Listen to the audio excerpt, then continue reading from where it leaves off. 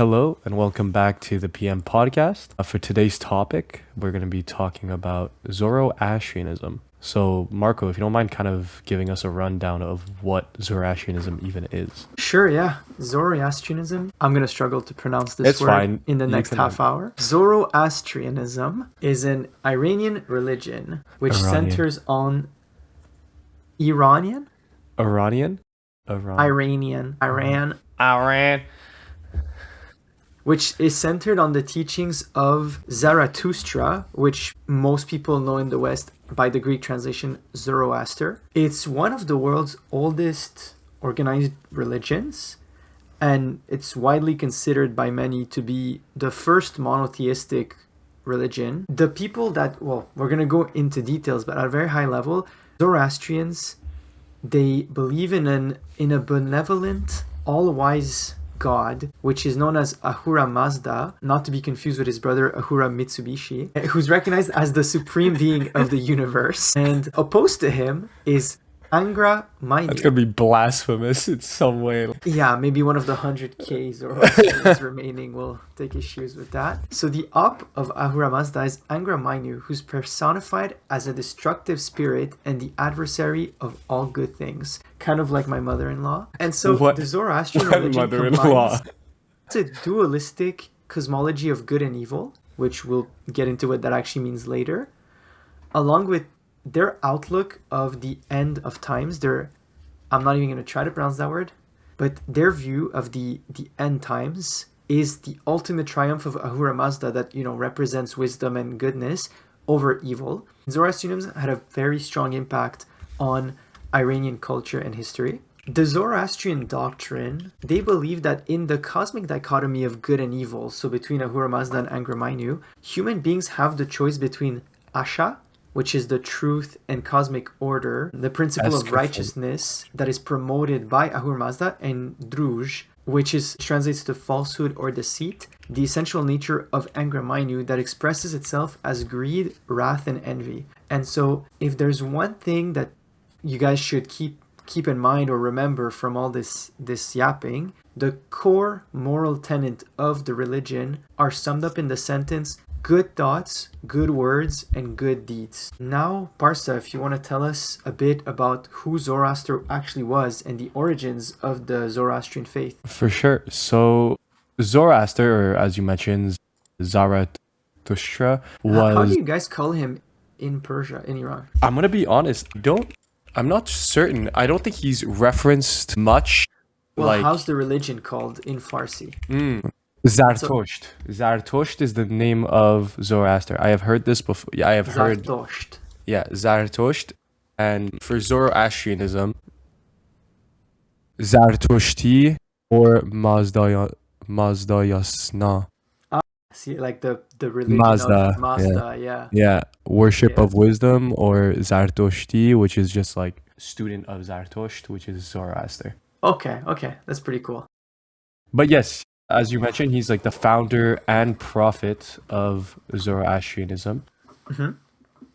So his name comes from that Greek translations, and scholars place him anywhere between 1700 and 520 BCE. So there's like a late dating methodology that's taken and an early dating approach. There's no way they have That's over a still thousand year like margin of error. It's really broad, and every source that I read through kind of said something different, which was really interesting to see, because there was no way to pinpoint it, because most texts relating to him were based on the things he wrote himself. Which one do you think is more likely? I feel like somewhere in the middle. I saw a lot that were around around 1200 BCE to 900 BCE, and I think that makes sense considering like his prevalence over the years in not just like the Persian Empire but in other empires, and for like to take into account like the growth of the religion. But I'm just saying things, I am not a historian, nor do I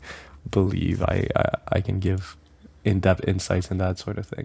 When it comes to Zoroaster's life, it is believed that he became a priest around the age of 15, and then he left his parents' house at about 20. So he's ahead of the curve of a lot of Gen Zers, living in their parents' basement. Yeah, certainly has a head start on me.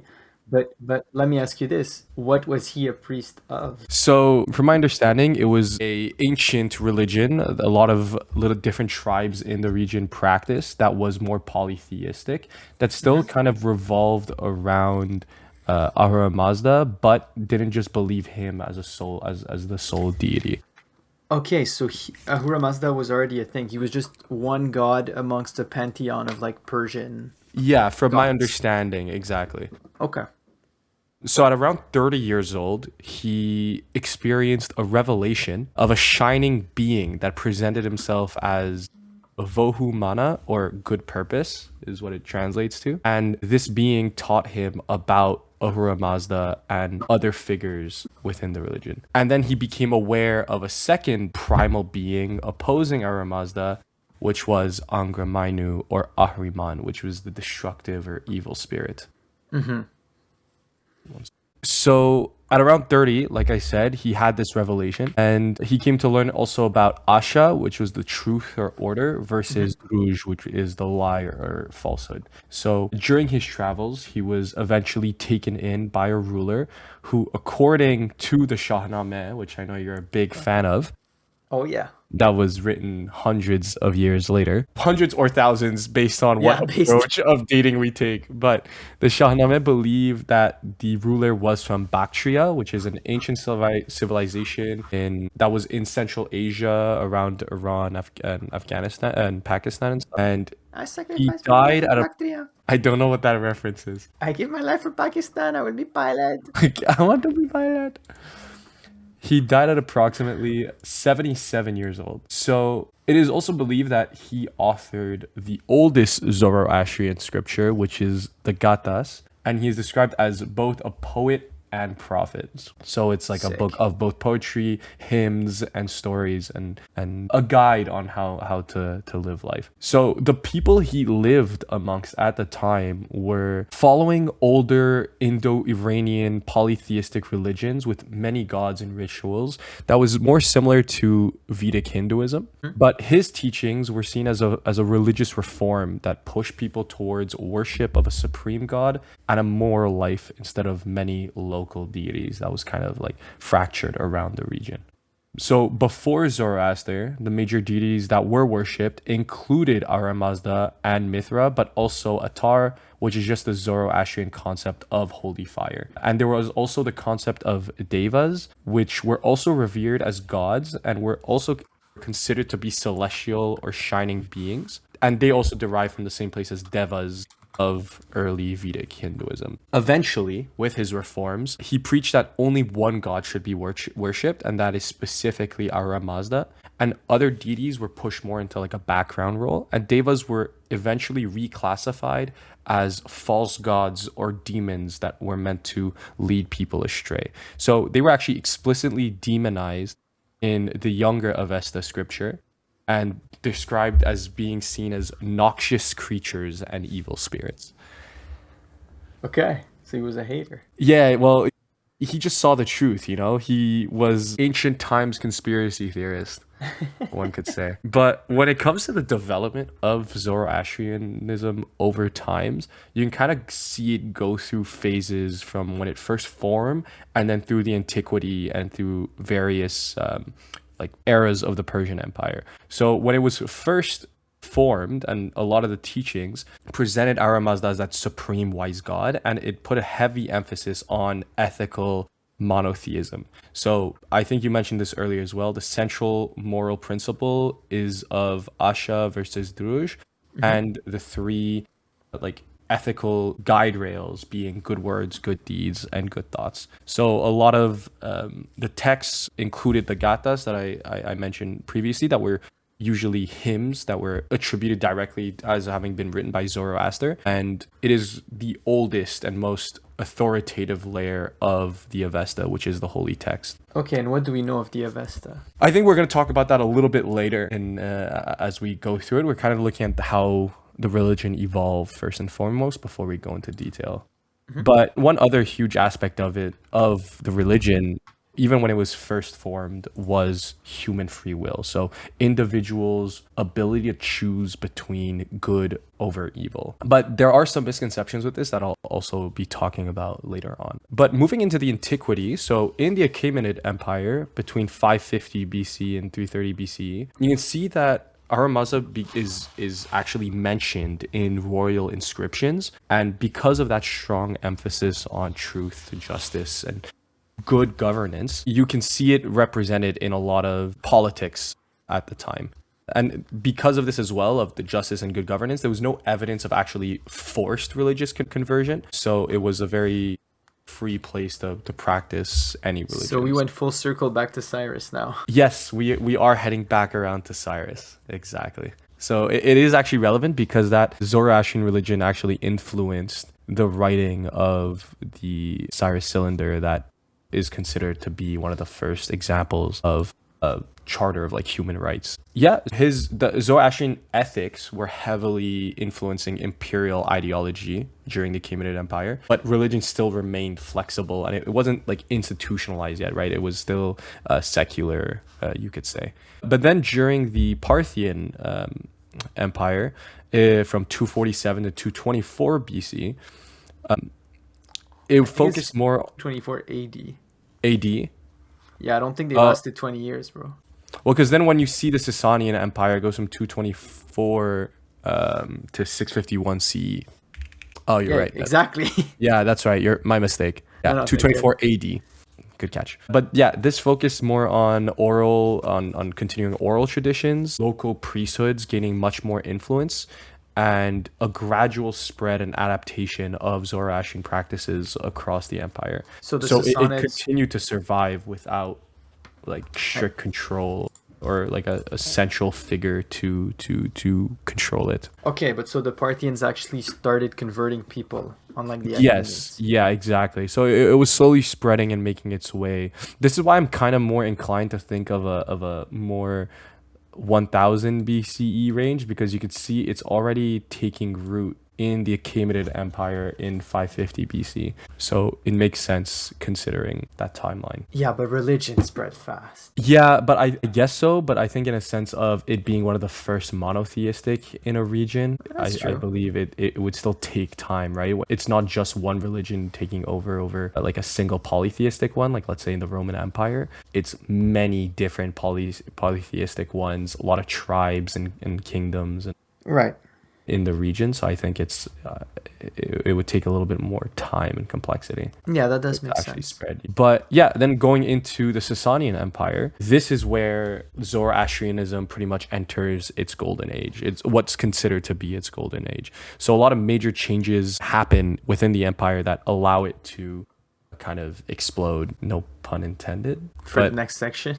Well, not next section, but yeah, I guess so, maybe. But some of the major changes included Zoroastrianism becoming the state religion, so actually becoming something that the government pushed. The Avesta was canonized, and there was a very strong and organized priesthood. So a central figure started developing, and this priesthood was called the Magi. Yeah. And fun fact, like the wise men from the Bible, the 3 wise men that went to visit Jesus. True. They are Magi. Like it says that they came from Iran because they saw the star. Well, there you go. That's sick. In the lore, they're Magi. In the lore. It's like a crossover episode. Yeah. Well, in French, it's more... Because, in English, we say the 3 wise men. In French, we say les mages. So it's more like obvious. Mages. Yeah, exactly. That's interesting. But yeah, so then you begin seeing actually some institutions appearing during the Sasanian Empire. Some fire temples that became standardized. And legal and political systems began being tied to the religious authority. So there were a lot of consequences from this. So like religious orthodoxy was enforced. Minorities were still tolerated, but became regulated during this time. So the freedoms kind of started reducing. And this is also where you can see the strong influence on later religious thought start to develop, specifically in regards to Judaism, Christianity, Islam, that we can also talk about later on. Yeah, so that was the golden age of Zoroastrianism. Now they're about to get clapped because a cool new religion was just born in the desert just south of them. So in the year What is six, that religion? They're taking our jobs. They're invading our homeland. They're bringing Sharia law. yeah, well, they actually did though. They actually did. Zoroastrianism was original MAGA. Okay, maybe I shouldn't say that actually. Okay. 622 AD to 654, the Rashidun Caliphate, which was the first Muslim state founded by, if I'm not wrong, it was essentially founded by Muhammad and his direct successors. After they united the Arabic Peninsula under the flag of Islam, they started expanding north. And this is a historical coincidence, in my opinion, one of the most impactful ones, which is that the Byzantine Empire had been at war with the Sassanids for they had just got out of a 10-year war. And even before that, they had been having these skirmishes for a while. So both of the empires were at a very, very weak point. Plus, in the Sassanid Empire, it was total anarchy because the Shah had just been executed and nobles were fighting for the throne. So you have years of war with the Byzantines, then your king gets his head chopped off, and you're basically at civil war. That'll do and it. That's when the Arabs come out of the desert, Kicking them while they're down. So yeah, well, they didn't just Vulnerable. kick, bro. They completely stole that shit. Give me that. It's like when you're 0-10 and get ganked by the bot lane. Yeah, something like that. So over the next 20, 30 years, the entirety of Persia was conquered by the Arab Caliphate. Which we know influenced heavily Persian literature and linguistics over time, right? Moving The forward. Arab conquest? Yeah. So this is, yes, for sure. And this is a topic for another episode because we can talk about this for an hour, but I would argue that the opposite is even more true in that Persia influenced the Muslim world more than the Arabs influenced Persia. That's and true. I actually have a quote at the end of this section that kind of illustrates that. This thing I've seen online many times where people say that Persia conquers its conquerors because it's such an old culture, an old civilization. It's so well established and developed that historically, whoever conquers Persia, they don't turn the Persians into whatever the conqueror is. The conqueror just ends up being Persian. And the first example we can They name is adopt Alexander, right? the culture. Yeah, well, when Alexander the Great conquered Persia, he didn't force the Persians to become Greek. He basically became Persian. He started styling himself as Shahanshah and kept the satrapy system and, started LARPing as a Persian. It's the same thing for the Arabs. So there's a quote from an Arab caliph, one of the kings of the Arab Caliphate, who said that the Persians ruled for 1,000 years and did not need us Arabs even for a day. We have been ruling them for 1 century and we cannot do without them for 1 hour. That goes hard. So I'm giving you guys a lot of glaze over here. But I'll take it. on a darker note, Oh boy. the conquest led to the decline of Zoroastrianism because the Arab conquests of that era were not Tolerant. yes, they were political, yes, they were kind of ethnic, but it was mostly wars of religion. So you can imagine that it was not a good sign for Zoroastrianism. And there's debate as to the extent of the Arab oppression and forced conversions. So from what I gather, in the early days, they were actually pretty chill and the conversion was slow. And the evidence we have for that is that the Arab conquest was completed in 654, but around the year 1000 AD, so 350 years after, most Persians were still Zoroastrians. So 400 years later, they hadn't converted the majority. At first, Zoroastrians had to pay an extra tax and they would get kind of bullied and stuff, but they weren't getting... It Persecuted. It wasn't too harsh. It was more if you convert, you get privileges. If you convert, Got it. you pay less taxes, you have access to better jobs. Like being white. Yeah, well, you can't really convert to that, can you? No. I mean, True. Michael Jackson did, but most people can't. Bleach our... Ironically enough, very popular in India and stuff. But I did not know that. because the conversion was going so slow, the Muslim leaders that wanted to get more converts started literally paying people to convert and to attend like the mosque, and they started allowing the Quran to be recited in Persian instead of Arabic so that the general population could understand what they were saying. I believe still a lot of the Quran, though, and a lot of words used in the Quran are taken from Arabic. Yeah, and When just you made hear their a way lot of, into Persian. yeah, well, growing up, hearing my family do prayers from time to time, a lot of it would be in Arabic. You'd hear a lot of Arabic Right. stuff. But like it also stems from the fact that our alphabet was adopted from the Arabic alphabet, Yeah. plus or minus some letters here and there. No, exactly. And Arabic is the language of the religion, right? Same way that like Christianity has prayers in Latin, even though like no one today speaks Latin. Well, Yeah. yeah, it's different because Arabic is actually still spoken by like general population, but so Would you another consider conversion due to like financial and social pressure to still be voluntary, even though they're making an active choice? Maybe this is a little bit too philosophical of I like, is it consider it actually voluntary, free but I don't choice? consider it valid. You consider it voluntary? Well, it's coercive, but like, the fact that some people decline shows that it's voluntary to some extent. Hmm. Yeah, that's true. Of course, it's not the proper, like, to me a proper conversion is really like no coercion, like no bad or good. It's just we talk and you consider that following our discussions, like, okay, I think this is the right way. But this was like what I'm describing now is like 1% of the conversions in history. Almost always been by the sword or by like, okay, here's some cash. Yeah. Moving on. Moving on, so eventually, by putting a bit more pressure, so both the carrot and the stick, they were able to convert like the vast majority of Persians to Islam. And Iranian society was deeply transformed by the spread of Islam, which influenced the nation's culture, science, and political structures. And this was actually a great time for Persia in the Muslim world because Persian literature, philosophy, medicine, and arts became major elements of the religion. So when people talk about the Islamic Golden Age, a lot of people get confused and call it like the Arab Golden Age. But the Islamic Golden Age, from what I know, was mostly driven by Persians. Like a lot of the famous scientists, mathematicians, astronomers from that era were actually Persian. Yeah.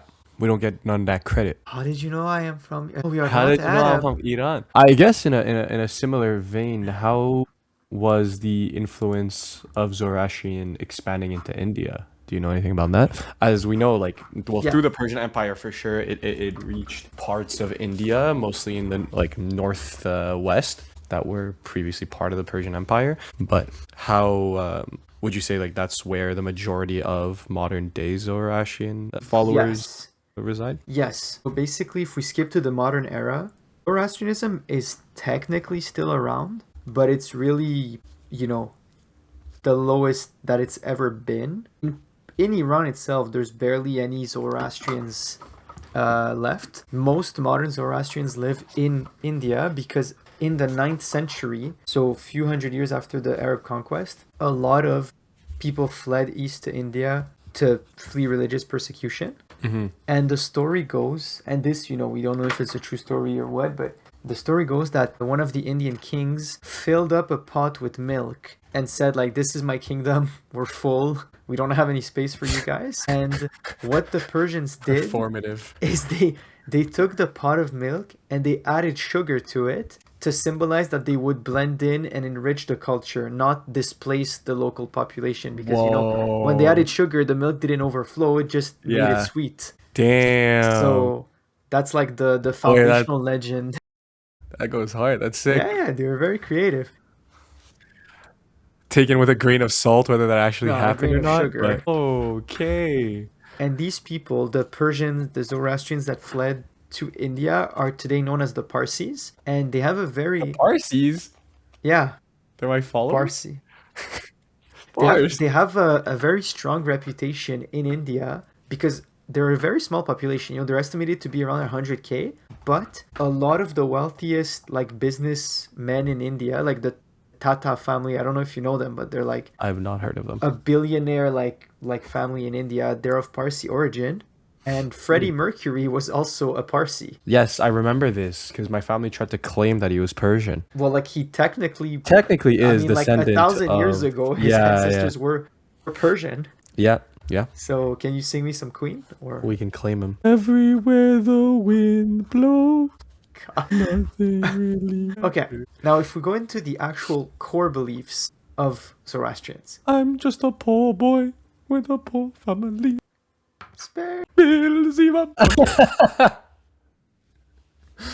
Core beliefs. First, Ahura Mazda, also known as the Wise Lord. So Zoroastrians believe in one supreme uncreated god named Ahura Mazda. He is not distant or arbitrary, and he represents the moral structure of the universe itself. So instead of being like a person or a being, Ahura Mazda really represents the concept of good and truth in the universe. And a very important distinction between Zoroastrianism and other religions is that Ahura Mazda does not create evil. Evil exists as a choice in opposition to the truth. So he only represents everything that's good. And whenever you do something good in your life, you're doing what he wants and you're empowering him, kind of. Yeah. And that's about it for Ahura Mazda. His name's, Mazda I'm sure there's a lot more that we can go wisdom. into, Ahura means Lord. So he Yeah. really is just the Lord of Wisdom. Kind of goes hard. His nickname. It goes really That's hard. what they call me too. The Lord of Wisdom. Yeah. Oh yeah, a little detail I forgot. He also created the spiritual and material world in which we reside in. And maintains the cosmic law of Asha, or truth. Like you were saying earlier, Asha, truth being the decisions people make, Yes. or the way people live their lives. Yes. So if we go into the good versus evil, all physical creation is determined to run according to Ahura Mazda's master plan. So he basically built the universe and had this plan of how everything is going to go, down to the movement of the planets, the progression of the seasons, the pattern of like animals roaming the wild. He had his plan and everything was going to go fine. Because humans have free will, we can violate the Asha and commit Druj, which is why the world is all kinds of fucked up, you know?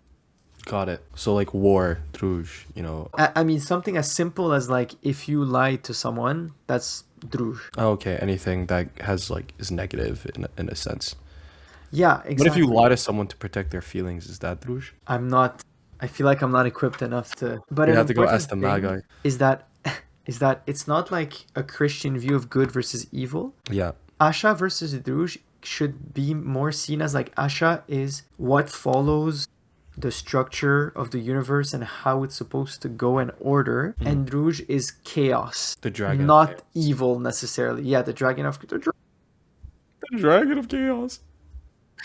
In this grand scheme of things of Asha versus Druj, mortal beings, both humans and animals, play a critical role. Because when we are alive, we're active participants in the conflict between Asha and Druj. And it is our spiritual duty to defend Asha with all our efforts because it's under constant assault by the forces of chaos. Damn.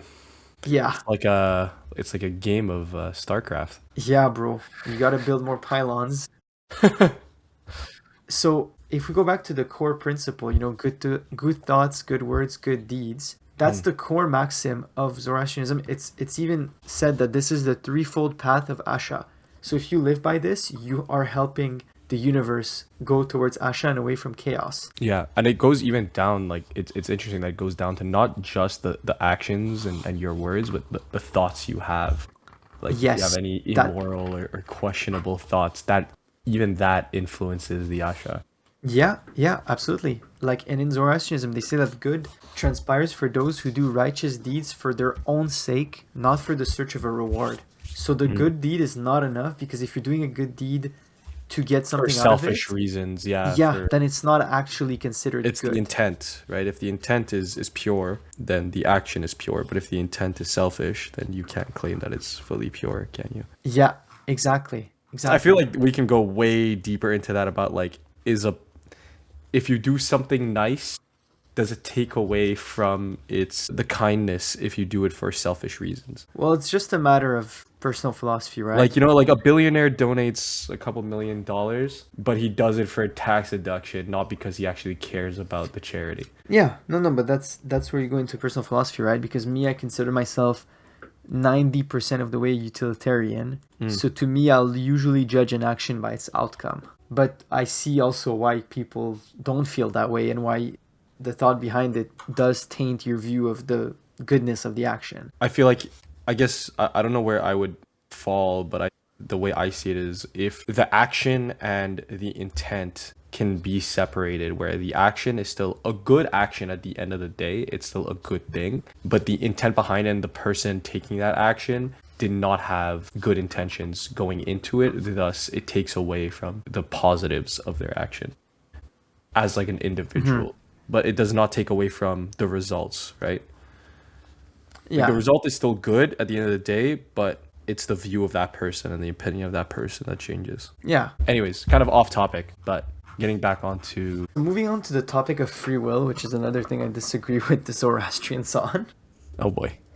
Central to the religion is the emphasis on moral choice, to choose the responsibility and duty for which one is in the mortal world. Or if you give up this duty, you're facilitating the work of druj, or Duty. chaos. Okay. So Zoroastrianism rejects predestination, so the idea that like everything is predetermined, and it teaches the absolute free will of all conscious beings. To what extent? What do you mean? Absolute free will, as in no... It's completely not a deterministic religion. Every action you make is of your own volition. So, funny enough, we'll talk more about some misconceptions later on, but that is one of the common misconceptions I read about. I don't know if it's something that you... Okay, you're saw fact during checking yours. me. Well, not fact checking, but it's something that's misinterpreted even by like Zoroastrians themselves. What? Okay, so what's the actual It's like in the way the excerpts are written in the text. in the of- Avesta? It's the fact that there's freedom of choice in Zoroastrianism, but it is not total freedom because the religion still distinguishes between good and evil, and one must be ready to face the consequences of whatever decisions they make. The goal of Zoroastrianism is to make a decision between the two, between the Asha and the Druj, right? And so the goal should be to go down the best path, which is the Asha, and not the false path, which is the Druj. And by choosing the best path, then the person can achieve perfection in their beliefs, which will eventually lead the world towards perfection. A lot of people believe that if it was truly 100% free and choices weren't predetermined between Asha and Ruj, it would make the role of the teacher himself, which I guess in this context we could say Zoroaster, would just be irrelevant, right? Because if you have pure free will, whatever the teacher says to guide you to make decisions would not be as relevant as it is in a situation where the choices are there between good and evil, and then you must make that decision at the end.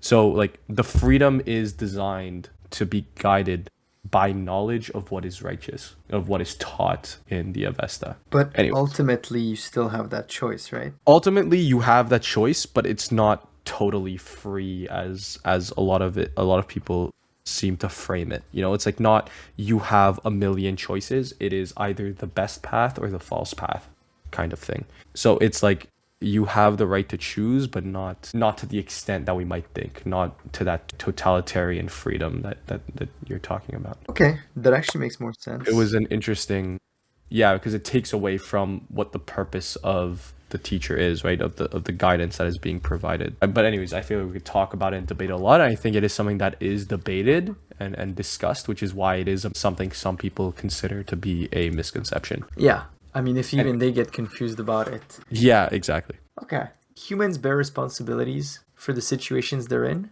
and the way they act towards one another. And reward, punishment, happiness, and grief will all depend on the way that the individual lives their life. But what actually happens when you die in Zoroastrianism? I would love to know. So when you die, every individual is judged at the Shinvat bridge, which means the bridge of judgment, which each human must cross to face their spiritual judgment. And the actions that you did throughout your life, using your free will, which you're saying we don't have, determines your outcome. I believe that, like, outside of even this situation, I believe, like, free will is restricted, but we don't need to talk about it. Yeah, but we have some. Yeah, we have some, but I think it's all determined, like, predetermined. What decision you make is predetermined, in my opinion. No, I know, and I believe that too, but isn't that against the entire point of the religion? Oh, yes, but thank God I'm not Zoroastrian. No, no, but I'm saying like if you're a Zoroastrian, then you believe in free will, and so you will be judged based on the actions that you chose to do. Yeah. And so once you get to the bridge, your soul will be judged by Mithra, and you'll get a verdict. So they This kind tally of up. resembles like Egyptian mythology of the afterlife and being judged. Loki resembles every religion's It afterlife, bro. it does. Resembles the I don't know if you watched The Good Place, you know how they have like a No. score based on decisions they make in their life, whether they go to the good place or bad place. Anyway, it's a pretty good show. Is it on Netflix? I don't know. I don't know what it's on. Okay. What is Netflix? I've never heard of such a thing. So Sponsor us. so you get judged, and then depending on the verdict, you will either be greeted at the bridge by a beautiful, sweet-smelling maiden, Okay. or by an ugly, foul-smelling old hag. There's no way that is how it's described. Yeah, well, that's what I read. So it's not very progressive. So either a beautiful maiden or you stay maidenless.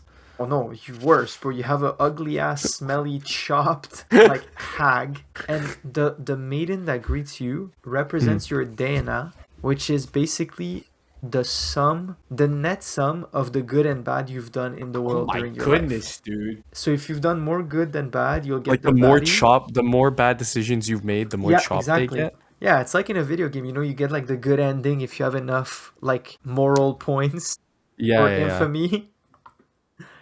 So, if you get the baddie ending, the The maiden will bad, lead you the safely across the bad, bridge. not the bad, the baddie. The baddie will lead you across the bridge, which will widen and become pleasant and bring you to the house of song. If you get the chopped ending, What? the hag will lead you down a bridge that narrows until it's the size of a razor's edge and is full of stench until you fall off the abyss into the house of lies. A razor's edge. Yeah, yeah, like the bridge is as thin as a razor's edge. I'm gonna say something. There is no way this is written in the ancient text because what do you mean razor's edge? They Well, had that's like a razors modern translation. But they had razors back then. in like Well, 1500 to they had like 500 knives, BC. no? Didn't they have like I guess guys they had would knives, but like like they when could I cut think their razor's hair? edge, I guess so. No, but yeah, I'm sure razor's edge is a very modern like retranslation of it. Yeah. Anyways, And it we can even cut says that that like part. if you had a very balanced life, you just go to like this purgatory realm. So if you did as much good as bad, you're just stuck What? in You limbo.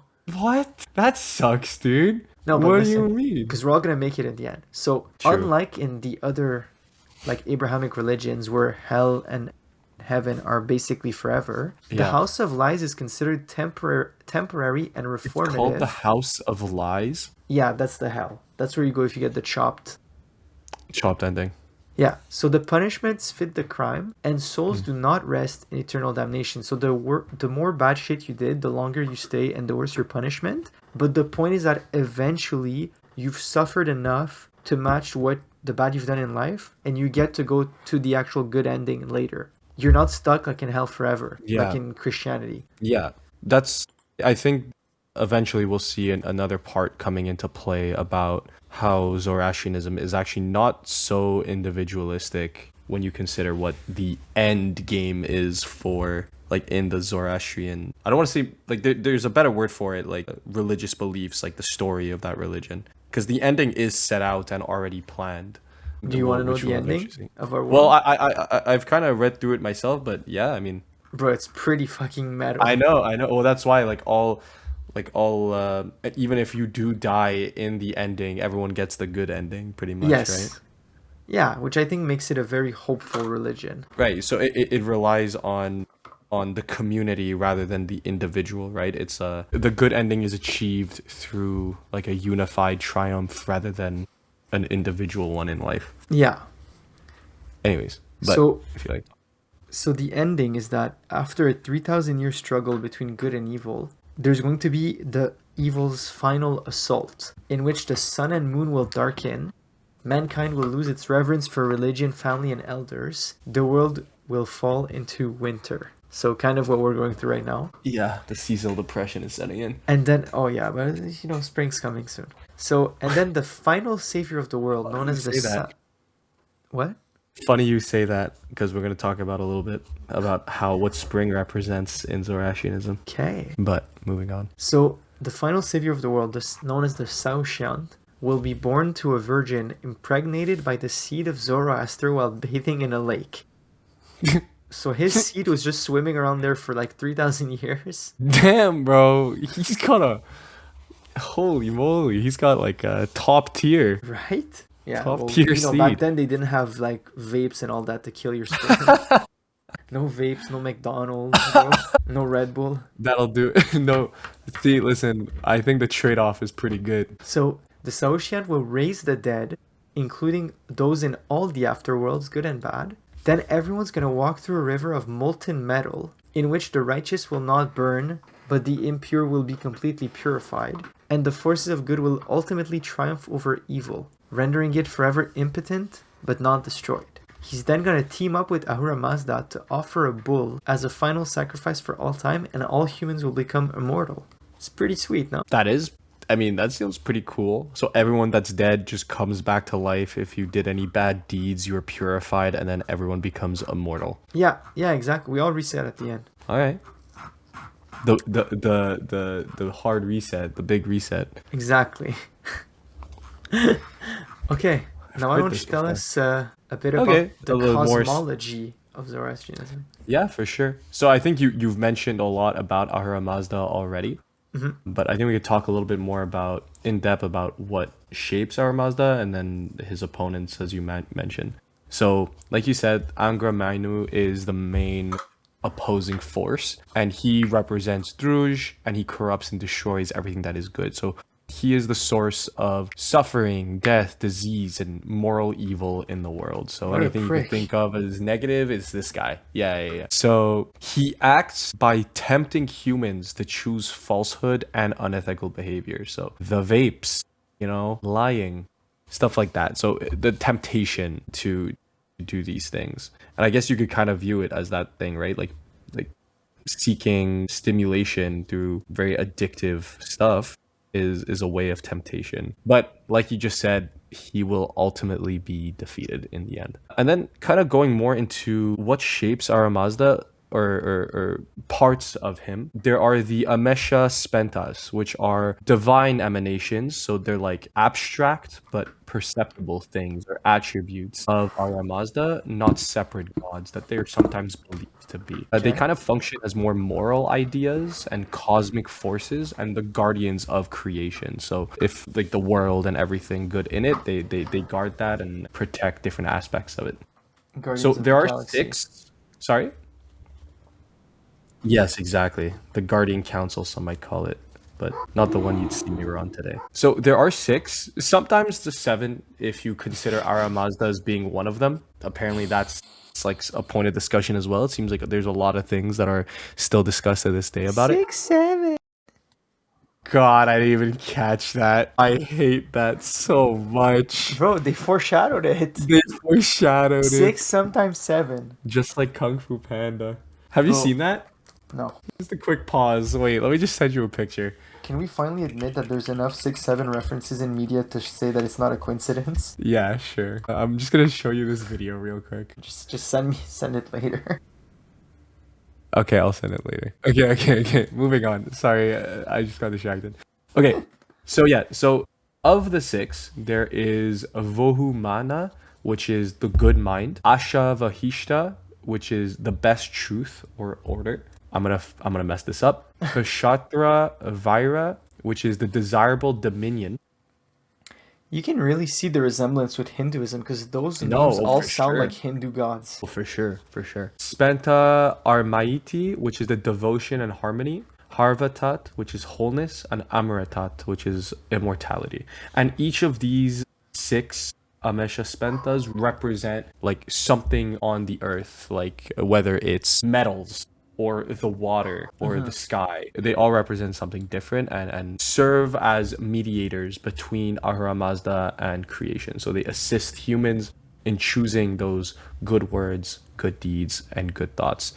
And they oppose different aspects of Angra Mainyu's corruption. And then the final cosmological thing we should talk about, I guess, is the Frashal Kureti that you ended up you just talked about as well, which is the final revelation of the world. So, like you said, evil is completely destroyed, creation is perfected, Woohoo! humanity is resurrected, souls are judged, and in this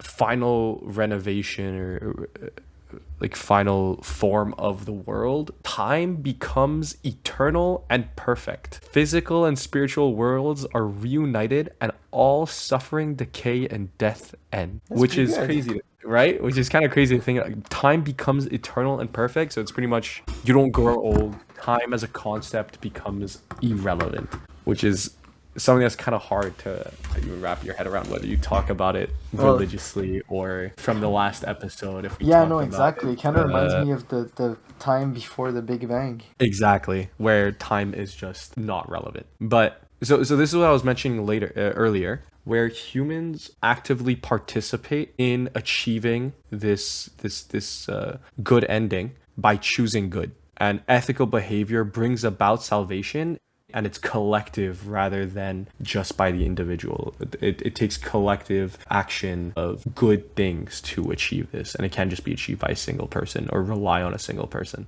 So just to quickly summarize, Angra Manu brings evil, Amesha Spentas and Aramazda maintain order and guide humanity, and Frashur Kureti is the guaranteed end where evil loses and creation is renewed. Do you So now that speak we have a good any, like, is there idea. any words you understand from these? No, not at all. No, not at all. Maybe my Farsi or Persian is not in depth enough. Well, I don't I think think it's I think the Farsi. way exactly. I don't think it's Farsi. It's It's whether it's Hindu or Avestan. ancient. It's Yeah, like the exactly. oldest Iranian language. Exactly. So I see no similarities with what we have. But so now that we kind of have a good idea of the cosmology and what everything represents, we can kind of talk about practices and rituals. How some of them, which we're going to see, are still kind of present until this day. So, like we saw earlier, temples started becoming widespread uh, throughout the Persian Empire. And these temples are specifically fire temples where a sacred fire is kept and continuously burning. And fire represents Asha, which is the spiritual clarity and represents the presence of divine truth. And it's used as a focus for prayer. Even outside of these temples, when people pray, they'll do it in the direction of a light source, like a fire or the sun. So there's also different types of sacred fires that are kept based on the level of their sacredness, right? The most ancient fires are revered much more highly compared to less like fires that people could have in their home, right? They're still considered sacred, but not to the same level. Okay. And then when it comes to prayer and purity specifically, so prayers are recited daily in Avestan and they're performed, like I said, facing a source of light. And this reinforces the core ethics. And this is where purity laws also come in. So purity and cleanliness are actually really important, both physically and spiritually, and it helps protect the world from druj. So ritual washings, which are called padyab, are common before prayer. Purity is seen as like an active moral duty that sustains cosmic order, like just being clean, That's like having a crazy. clean mind, clean house, like just being clean is seen as So a Jordan moral. Peterson was onto something. I guess so. Maybe he is Zoroastrian. Maybe he just doesn't know it himself. And then finally, not finally, but there's an initiation, kind of like being man, I'm blanking on the thing in Christianity. Baptism? Baptized. Yes, exactly. Your baptism. So it's called a Navjot initiation. I probably butchered that, but it's a ceremony that formally admits a person into the Zoroastrian faith, which is just typically children, and it marks the moral responsibility rather than adulthood. So this is where they become responsible for their morals. And this is where they receive the sudre, which is their white sacred shirt, and a kusti, which is a sacred cord that's tied around their waist that represent the purity and good intention, as well as the commitment to righteous living that they will have. Speaking of initiation into the Zoroastrian faith, funny enough, well, not funny, but interestingly enough. It's a relatively closed off religion that you can't just like join just like that. It oftentimes relies heavily on like it being passed down, it being generational, rather than you just being able to convert. And it doesn't seek to convert people either. I never understood that, like religions that don't seek to convert. Yeah, I don't know. It's interesting. But yeah. The last aspect of a lot of the practices, well, one of the last rituals, I guess we can say, is called the Dakma, or the Towers of Silence. Aura. Also goes hard. Sounds like it's Yeah, straight out of aura. like a J.R. Tolkien book. Like, Bro, it's Dark Souls type shit. yeah, Towers of Silence. But these are circular stone structures used for sky burial of the dead. Guess what that even means? Sky burial of the dead. Well, I know the Mongols have something similar, where they just like leave the corpse on a mountain and the like vultures come and eat it. Well, listen, you hit the nail on the head because that's pretty much what it is. Within Zoroastrianism, earth, water, and fire. Well, I was thinking about the Avatar. Our minds went into really different places. Not air apparently. Earth, air, water, fire. But these are sacred, and that was my Australian accent. If you didn't realize, these are sacred and must not be polluted. The idea of burying or cremating someone's body would actually contaminate these elements more than anything. So the bodies are exposed to birds, specifically most often than not vultures, for them to consume the body. The logic behind it is that death is associated with corruption, right? We saw that in this perfect ending, death is no longer a thing, right? Death is represented by everything that is bad, Angra Mainyu. Yeah. So the soul's already gone from the body. The soul is no longer, the soul is being judged, so the body must be disposed of ritually. Today, it's not practiced as much because of urbanization and environmental concerns. You gotta guess, like having a big pillar in the middle of a village or town and putting a dead body on top of it is not, it's not well regarded nowadays. But it's still done, but I believe it's declined quite a bit. But yeah, I mean, I think we've gone over a lot of what Zoroastrianism is about, but I think we could also kind of see how it's influenced religions today. So I don't know if you have anything to Yeah. tell about that. Yeah, absolutely. So the first one is Judaism, which going back a few weeks, remember Cyrus the Great, the fucking goat, conquered Oh, that's Babylon? what, yeah, do I remember? Yeah, okay. I thought the sentence was still ongoing. No. So Cyrus the Great conquered Babylon Yeah. and allowed the Jews to return to Jerusalem and rebuild their temple. And for generations after that, the Jews were living under Persian rule, and so were exposed to the religious ideas of Zoroastrianism. Hmm. And we can see the change in a few key aspects of like what the Jewish theology was before and after the Persian period. So if we look at angels and demons, before it was very vague. There wasn't a lot of details given about angels, and Satan was seen more as like a tester rather than a cosmic enemy, like a cosmic evil. But after the Persian period, the angels started getting names and specific roles, and there's like an actual hierarchy of angels, and which is similar to Zoroastrianism. You know, you're naming all these different characters and all these different tiers of like divine beings, and evil also becomes more personified. So Satan becomes this actual character with lore, kind of similar to Angra Mainyu.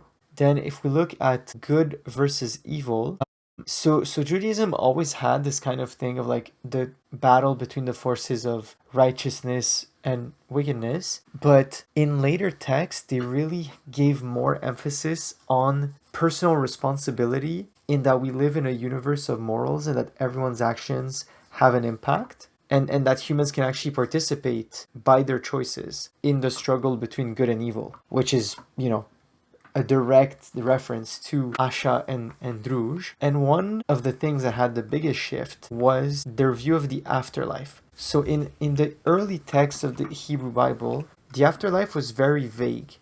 It's basically described as not even a purgatory, but like there was no judgment after death. It was just like you die and there's just one place where everyone goes, regardless of if you're good or evil, and there's not a big description given to this place. But in later Jewish texts, after the Persian period, that's when they actually introduced this idea of like if you were good in life, you get a reward in the afterlife, and if you were bad, you get punished in the afterlife, and a final judgment, like end of times, the apocalypse, a Messiah coming down. All of that was added to Judaism after centuries of living under Persian rule. So there was a very direct influence from Zoroastrianism.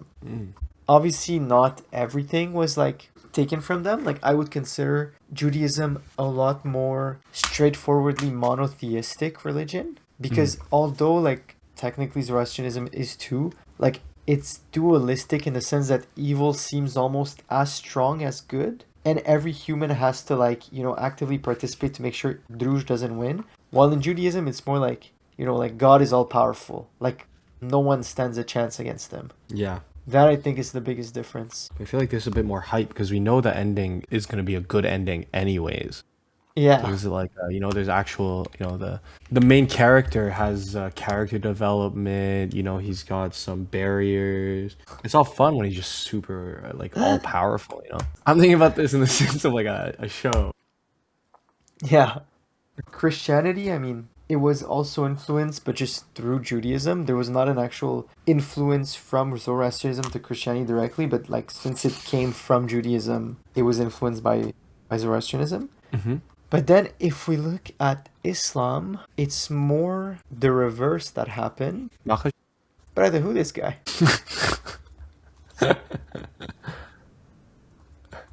Since 2-3 years Zoroastrian to Dagestan. Islam ultimately transformed Zoroastrianism far more than the reverse because of conquest, law, and the conditions that they put Zoroastrianism under that forced it to survive. Zoroastrian texts started being codified more systematically because they used to rely a lot more on like oral tradition and interpretation. Yeah. Now they had to actually write stuff down and make it like codify it. Mm-hmm. They also emphasized their monotheism more in response to Islamic theology because like the entire point of Islam is pure monotheism and a complete rejection of any form of like polytheism. So the view of like Angra Mainyu and the Devas and all could be seen as low-key polytheism, So they started really being like, no, we are monotheistic. It's one God, Ahura Mazda. So a lot more emphasis on that as like... He just has ops and friends. Exactly. And also, what you mentioned before, it's around this time that they started restricting conversion and intermarriage because they kind of like turtled up to try to preserve their identity while they were being persecuted. Because if they're like, if they marry with people of another religion, but their religion is like dying out, chances are the kids are going to be of the other faith. So that's why they're like, okay, no, we only marry each other. And the last religion I want to talk about is Hinduism. Mm-hmm. But it's different than the other that I mentioned because they didn't influence each other. The way we should look at it is that they're basically like two traditions that emerged from a shared religious past and then diverged into different directions. So it's not that one influenced the other, it's that they both have the same origin. So around the 2nd millennium BC, the Indo-Iranian people, because back then they were like the North Indians and the Persians were still like one people essentially. They had similar gods, they had similar rituals that were around fire and like animal sacrifice, and they had similar sacred languages. So the sacred language of Hinduism is Sanskrit, and the sacred language of Zoroastrianism is Avestan, and they're both old Indo-European languages that have a lot of similarities. But so from this common source, in India, it developed into the Vedic religion that eventually became Hinduism. In Persia, it became the Iranian religion that later became Zoroastrianism. And there was some key elements that Zoroaster rejected from the Indo-Iranian religion of the time. So this includes ritual sacrifice. So he wasn't into like, sacrificing like animals to the god. He rejected polytheism, like you said, and he rejected the moral ambiguity amongst the gods, because I think like in a lot of polytheistic religions, like Hinduism, the different gods will not represent good or evil. They just have their like personality, but they're like very nuanced. Mm-hmm. But he emphasized one supreme god, Ahura Mazda, an ethical monotheism. It's not that the gods are nuanced. It's like Ahura Mazda represents everything that's good, Agra Mainyu represents everything that's bad. Yeah. And then the other big difference between the two is their view of time and the end state. Because Zoroastrianism has time in a linear fashion, which is even weird to say because that's like our assumption of the world, right? But in Hinduism, time is actually cyclical. It's not just a straight line, like it basically resets. Okay. And so in Zoroastrianism, time is linear. There's a final judgment where evil will be gone forever. In Hinduism, it's not that. Time is cyclical. You are reborn, and there's karma that like determines your next spawn point, how good it's gonna be. But there's no actual end of the universe. You just keep respawning. You just keep. Okay. Yeah. So it's okay. That makes sense. That's the like reincarnation kind of. Yeah, Okay.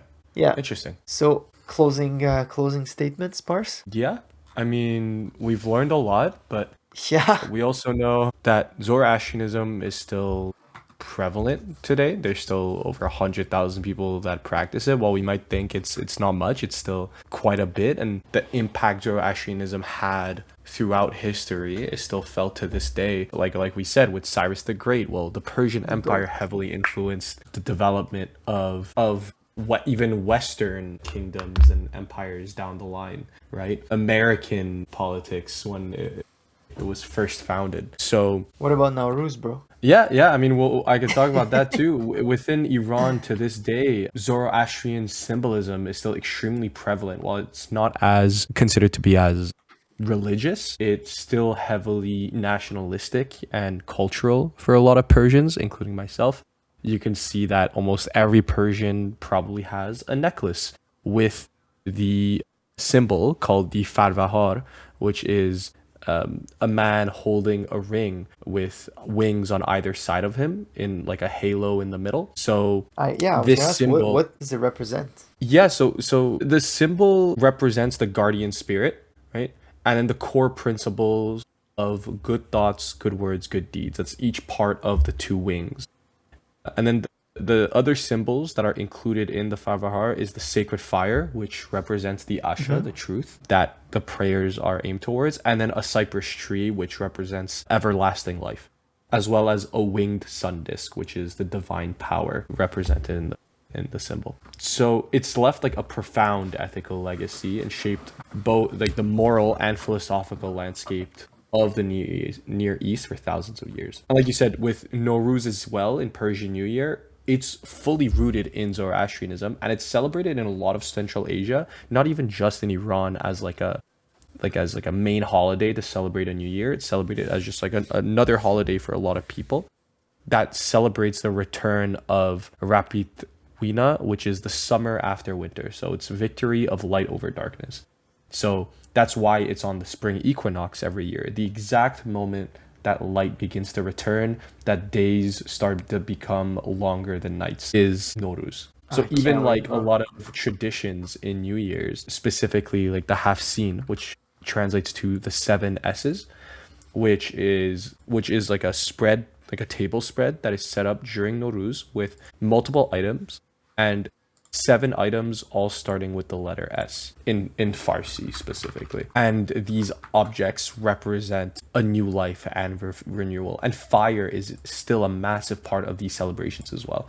I don't know if I've mentioned this before, but like you'll see that during a lot of celebrations, there will be large fires started in like little bowls or plates or whatever, and people jump over the fires one after the other, like down a line of fires, and you jump over it as part of the celebrations. So yeah, and then looking at like just the ethical legacy it's left behind, I think it's something that you can look at and say, yeah, like that's like a good way to live. Good thoughts, good words, and good deeds, like the kind of life you should live. And it focuses on active and individual responsibility and morality, personal agency, so providing freedom of choice, and a positive, life-affirming worldview that values all good things. So it's also considered to be one of the first ecological religions, which is why you see the thing of you can't taint the earth, the fire, or the water, right? So it's considered to like heavily care about nature, which you don't really see in many religions over time. Even when it comes to wealth and industry, it leaves no place for asceticism. Wealth is seen as a positive, but only if it is achieved honestly and used for charitable purposes. So you can be wealthy, but the way you achieve it actually matters, and what you do with that wealth at the end of the day also matters. Like I mentioned earlier, there are some common misconceptions to this day, like the free will. While there is free will and it is believed to exist, it operates within an objective moral order, right? Individuals must choose between Asha and Druj, and they are accountable for their decisions. So like freedom isn't moral neutrality. It is the responsibility to consciously align with Asha. And at the same time, Zoroastrianism, it could resemble actually a limited form of determinism, where the ultimate victory of good and the final renewal of the world are assured. So the cosmic outcome is actually predetermined, but individual choices are not considered to be predetermined, because each person can still choose freely between Druj and Asha. Yeah. And even like we said this whole time, good words, good deeds, good thoughts are core principles, but they are not the only things that shape the religion and shape the guidance that is provided by the religion. They're just the three high level parts of that ethical framework, but we can go deeper and deeper into it for more and more detail. But yeah, that's pretty much all it is. And I guess one last little point, we talked about fire a lot and the worship of light and fire, but it's important to note that Zoroastrianism doesn't focus on worshiping fire. They view fire as a symbol, right, that represents something higher to them of truth, light, and purity. Similar to how a lot of Christians view holy water, for example. But yeah. Yeah, I mean, I learned a lot in the past hour. I hope Me too. everyone in the audience feels the same. For a religion that had such a big impact on the other monotheistic religions that rule our world today, I feel like so little is known about it by the general public. Yeah. And I think we can all agree, no matter what you believe, or if you believe in nothing at all, I think we can all agree that it would be good to live by good thoughts, good words, good deeds. Yeah. Even if you don't believe in Ahura Mazda and the end of times and all that stuff, I think it's just a very solid maxim to live your life by. For sure. And I think that's where the core principle of Zoroastrianism comes in. It's, yes, we can all agree on that, but at the end of the day, what is considered good words? What are considered good words, good deeds, and good thoughts? What guidance are you following? What framework are you following to achieve that? Yeah, now you're making it too difficult. Huh? I think that's a good question to leave it off on. I mean, Yeah. how do you think the world would be different? Do you think the world would be different today if Zoroastrianism continued to remain? If the Arab conquest did not push Zoroastrianism out of the Middle East and it remained prevalent and it was a much more widespread religion, how do you think that would have changed the world? Yeah, good question for the audience to leave off of. Okay, I feel like this is a good spot to end on. That's a good spot to end it. So guys, thank you so much for joining us. Holla back. Holla back.